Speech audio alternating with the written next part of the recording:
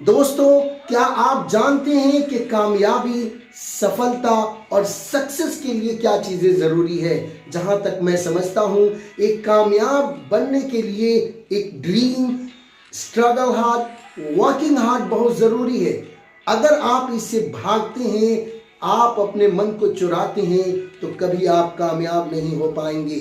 क्योंकि वो कहते हैं ना, परेशानियों से भागना आसान होता है, परेशानियों से भागना आसान होता है। हर मुश्किल जिंदगी में एक इम्तहान होता है, हर मुश्किल जिंदगी में एक इम्तहान होता है। हिम्मत हारने वाले को कुछ नहीं मिलता इस जिंदगी में, मुश्किलों से लड़ने वालों के कदमों में तो जहान होता है, जहान होता है। इस जैसे मोटिवेशनल वीडियोस को पाने के लिए नीचे सब्सक्राइब बटन पर क्लिक करें, ताकि मेरी और आपकी बारहा मुलाकात हो सके। शुक्रिया दोस्तों।